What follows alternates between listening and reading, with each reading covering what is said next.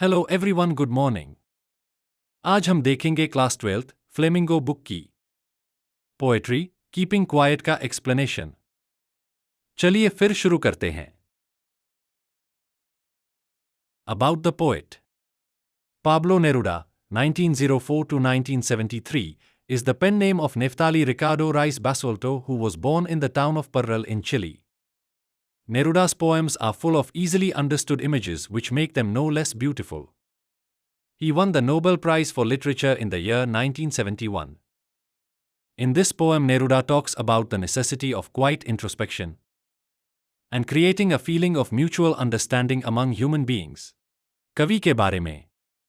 Pablo Neruda 1904 से 1973 Neftali Ricardo race बसोल्टो का उपनाम है, जिनका जन्म चिली के पर्रल शहर में हुआ था।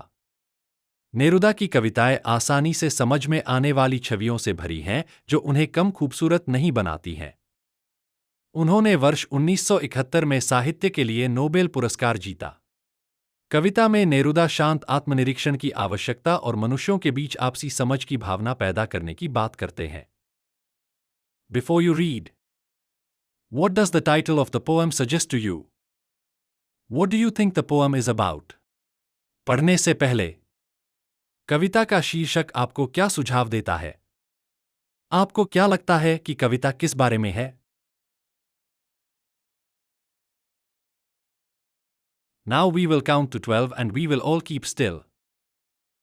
अब हम 12 तक गिनेंगे और सब चुपचाप खड़े रहेंगे। For once on the face of the earth, let's not speak in any language. Let's stop for 1 second and not move our arms so much. पृथ्वी पर एक बार ऐसा हो कि हम किसी भी भाषा में बात न करें। 1 सेकंड के लिए रुकें और अपनी भुजाओं को इतना न हिलाएं। It would be an exotic moment without rush, without engines. We would all be together in a sudden strangeness. यह एक अनोखा क्षण होगा, बिना किसी भीड़ भाड़ के, बिना किसी इंजन के, हम सब एक साथ अचानक एक अजनबीपन में होंगे। Fishermen in the cold sea would not harm whales, and the man gathering salt would look at his hurt hands. ठंडे समुद्र में मछुआरे व्हेल को नुकसान नहीं पहुंचाते और नमक इकट्ठा करने वाला व्यक्ति अपने चोटिल हाथों को देखता रहता। Those who prepare green wars, wars with gas, wars with fire, victory with no survivors, would put on clean clothes and walk about with their brothers in the shade, doing nothing. जो लोग हरित युद्ध, gas से युद्ध, अग्नि से युद्ध, बिना किसी जीवित बचे विजय की तैयारी करते हैं, वे साफ कपड़े पहनेंगे और अपने भाइयों के साथ छाया में घूमेंगे, कुछ भी नहीं करेंगे। What I want should not be confused with total inactivity. Life is what it is about. I want no truck with death. If we were not so single-minded about keeping our lives moving, and for once could do nothing, perhaps a huge silence might interrupt this sadness of never understanding ourselves and of threatening ourselves with death. मैं जो चाहता हूं उसे पूर्ण निष्क्रियता के साथ भ्रमित नहीं किया जाना चाहिए। जीवन वही है जिसके बारे में है, मैं मृत्यु से कोई लेना देना नहीं चाहता।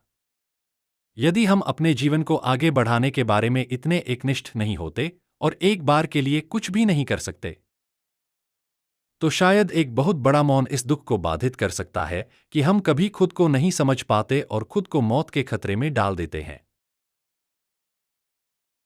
Perhaps the earth can teach us when everything seems dead and later proves to be alive. Now I'll count up to 12 and you keep quiet and I will go.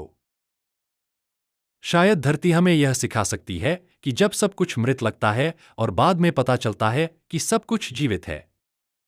अब मैं 12 तक गिनूंगा और तुम चुप रहो और मैं चलूंगा।